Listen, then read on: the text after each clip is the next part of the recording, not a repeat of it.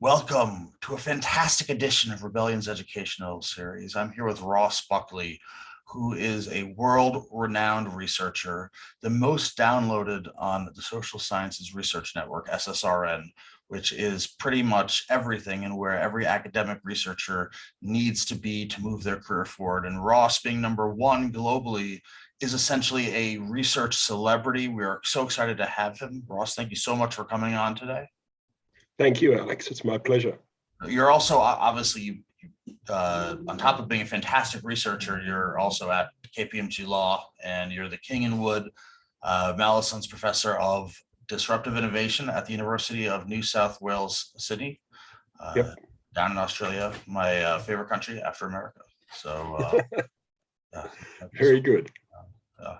So our first question today is, how old is the idea of FinTech? And where did it start? Yeah, well, we wrote a paper about 6 or 7 years ago in 2015 where we traced the evolution of FinTech. And, we could have taken it back to thousands of years BC because, the development of cuneiform writing, hieroglyphics, allowed commodity futures contracts. They've discovered clay tablets with commodities futures contracts in them in the Tigris and Euphrates valleys. We could have taken it back that far. We could have taken it back to the abacus in China, which was essential to, technology that was essential to finance. Eventually, we decided to take our analysis back 150 years to 1866. And the reason for that was when the first transatlantic telegraph cable was laid. And it was funny, in my former incarnation, before I got into FinTech, I used to teach, global finance and financial regulation. I always taught the first period of financial globalization was 1866 to 1913, based on the statistics, but I didn't know why the starting date was the starting date. The starting date was because a telegraph cable linked the two financial centers of New York and London. And it really spurred the movement of money around the world. So, our analysis takes it back 150 years, but it's a very long-standing phenomenon. Yeah, no, over in America during our Civil War, the telegraph, at the later stages of the war, was just in test. As Lincoln had done it a little bit, but it wasn't really in mainstream use. And so, obviously in 1866, hooking up New York and London opened a whole new financial world. Yeah, absolutely. And technology and finance, or if you think about it, finance is probably the most globalized commodity. Money is the most globalized commodity, and it moves in response to information that comes in over a computer screen, and it moves in response to messages inputted into a computer screen. So there is this incredible tie-in between technology and finance today. It's been there a long time, but today I would say financial firms have been the biggest investors in IT for about the last 25 years. Before that, it was defense, but for the last 20 years at least, it's been finance that's invested in information technology more than any other sector. I'd be curious what would have happened to the tulip bubble had there been the telegram then, and US and London investors could have, invested. Obviously, I guess it would have just been a quicker situation. It would have, maybe happened faster and blown up faster. Yeah. And it might have enabled people to see it was a bubble faster too, right? It's hard to know, but yeah, it's finance and technology are just two things like bacon and eggs, vodka and caviar. They just go together well. Yeah. And they have for a long time. So what periods or eras have you broken the evolution of FinTech up into? This is where it gets interesting, I think, at least from our point of view. The first era was 100 years, from basically 1866 to 1966. And that was an analog era. Digitalization hadn't really happened. But in the 50s and 60s, lots of significant things started to happen. I think Diners Club was 1950, American Express was maybe 58. The Barclays invented the first ATM machine in the mid-60s. Texas Instruments invented the handheld financial calculator in the sort of mid to late 60s. NASDAQ came online in 1971. So that period around the 1960s, technology started to surge forward. And so our first period is the century from the laying of the telegraph cable. The next period is the 40 years from 1967 to sort of 2008, basically. And that period is a period in which the same players are largely involved. So it's the major banks up until 2008 that are using the technology, but the process is one of digitalization. So a lot of stuff that was done in analog ways, up until the 1960s, increasingly once we get into the 70s and 80s is being done digitally. And you see that the middle of that period from 1967 to 2008 is 1987, which was Black Monday crash. I'm so old, I was working on Wall Street then. And that was largely attributed to program trading. So computers, generating trades. So by halfway through that second 40-year period, computers had already made a big, inroads into financial markets. Equally, I was on Wall Street when Boesky was let off in handcuffs, by the DA, and that was his insider trading was worked out by computers, running over, noticing stock trades before public announcements. So, computers are well. Sorry? Ivan Boesky dated my aunt, funnily enough. Oh, really? You're more famous than I had realized, Alex. No. I don't know if you call that famous, but no, No, I'm not sure either. But and then I suppose, so that gets us up to sort of 2008. And then, of course, the world changed with the global financial crisis. And it particularly changed for FinTech because the bank's reputation took a hammer, right? And there was an interesting study done in America in 2015. A sizable sample of people were asked, who do you trust more to manage your money, your current bank or I think it was Google or Amazon? And about 70% of Americans in 2015 trusted Google or Amazon to manage their money more than they trusted their bank. So, and they were so surprised by those studies, they repeated them and they got the same results with a different sample of people.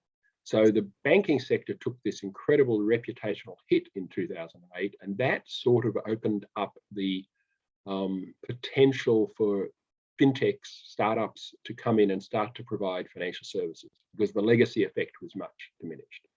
There was also other things. The credit was tightened up after all the regulation after 2008 tightened the credit up a lot, which created opportunities for new credit providers. There were a lot of financial services professionals out of jobs looking for jobs. They moved into FinTechs. There was a lot of things, but by our analysis, 2008 represented the sort of the next step change in the process.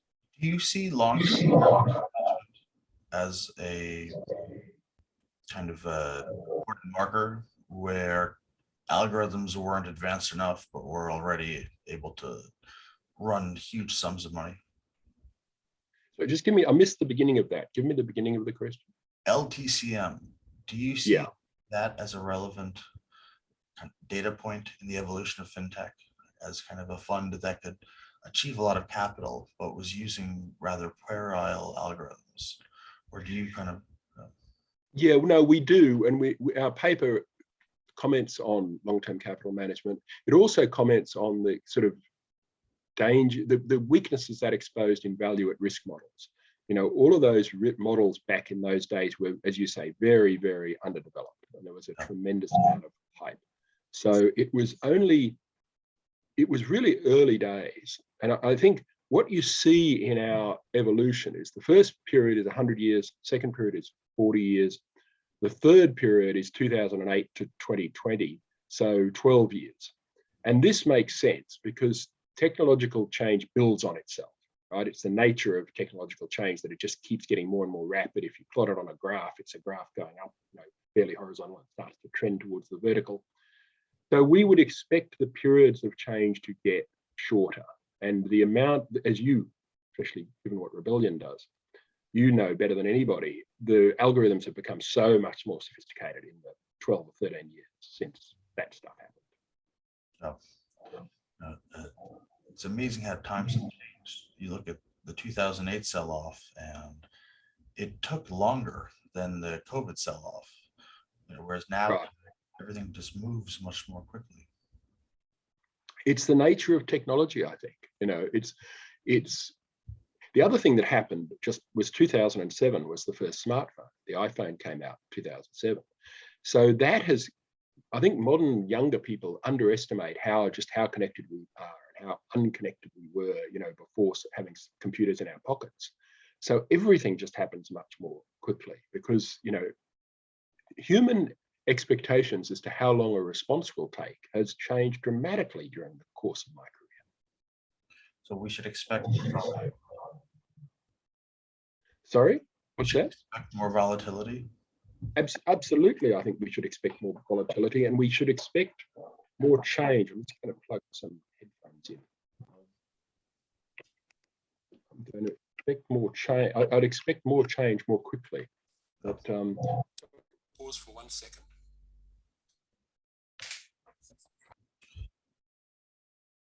So we're seeing a more volatile world, and we're going to see change occur a lot more quickly. So we should expect stock movements to continue to get more and more wonky and be less smooth, if you will. I would certainly think so. Yes. I mean, the counter argument would be with the better flow of information, the market will be more fully informed. So there's two ways to look at it, but I suspect it'll be more volatility. But how much of the market equation includes passion, which, as Hobbes obviously says, is irrational? And so if you have a major irrational input, you're going to have an irrational action. I mean, with Boeing Max, you had so much irrational data that the plane went all over the place. And with the stock market, you have fundamental rational economic data, but then you have this gigantic input of passionate input, which drives numbers all over the place. You're right back to Keynes' animal spirits, right? And an awful lot of investing wouldn't be done without passion, especially an awful lot of entrepreneurial activity. I mean, I think a lot of entrepreneurs with a certain amount of money would be, if they were being completely clear-eyed about it, would not invest it in the things they're driven by passion to try and pursue goals. And it's really important for humanity that they are. You're right, even with Elon Musk, he wanted to build an electric car. He wanted to go to space. Yeah. And so his wants, were met with success. So yes. What about regulators? Is it going to be a much tougher situation, do you think, or will it be easier with technology and FinTech? Where do you see their jobs coming to play here? Could go either way for regulators. At the moment, it's much harder. It's really becoming very financial regulation. My favorite example is Yui Bao in China, which means hidden treasure in Chinese.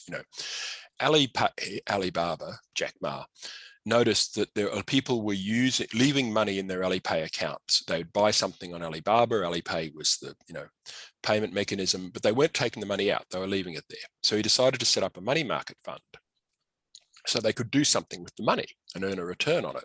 China had a very repressed financial system, very low interest rates.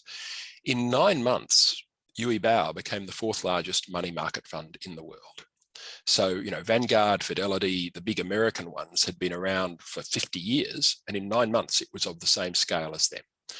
When I did this presentation to the financial regulator in Australia, it was like you'd plugged electricity into the chair of ASIC. He suddenly, it was to a big panel, but he suddenly, like he had electricity flowing through him.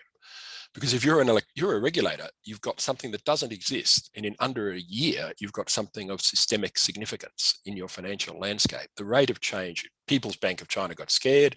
They put the brakes on it for a while, but when they released the brakes off it, it quickly went to the largest money market fund in the world. So that rate of change is incredibly challenging for regulators. The flip side is if the regulators would be empowered to use the technology through RegTech, through AI scanning the markets, they could do a much more sophisticated job, many orders of magnitude more sophisticated than they are now. But typically they're not being funded to do that. So Andy Haldane was the chief economist of the Bank of England. He gave a wonderful speech in, I think, 2014, where he said, I have a vision. It involves a Star Trek chair and a bank of monitors. And somebody is sitting in the Star Trek chair looking at the entire bank of monitors and seeing in real time the British economy playing out in front of them, and red, green and yellow lights indicate where there are risks building up. And he was too polite to say he saw himself sitting in the chair, but clearly he thinks of himself as William Shatner. But that is the potential, right? The US Fed receives this document every day from systemically important banks that takes a team of about 40 people to fill in. And it's an incredible amount of information about each bank. And it has to be up to date as of 5 p.m. the day before yesterday.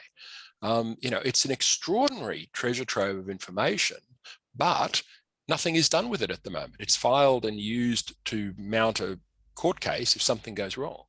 All that information could be being processed by RegTech, could be informing regulatory decisions in real time. But to do that, the regulators would have to be funded on a level they're not funded at the moment. So it could be either way. So hopefully we will fund our regulators to have a smoother markets, to have a smoother economy, to pop bubbles before they become serious, Yes. serious bubbles. I mean, that's the hope in the future. Do you see crypto as a bubble, or do you have an opinion on crypto? I do. I think a lot of crypto is a bubble. A lot of Bitcoin is a bubble because it doesn't have a strong use case. It's a speculative investment. It's useful for moving money to avoid taxes, or criminal sanctions, but that's about it. So I think Bitcoin is very much a speculative bubble. The crypto that's built into operating systems like Ether and Ethereum, where you can build smart contracts and it's the payment mechanism for those smart contracts, that has a much stronger use case. And some cryptocurrencies fulfill important functions.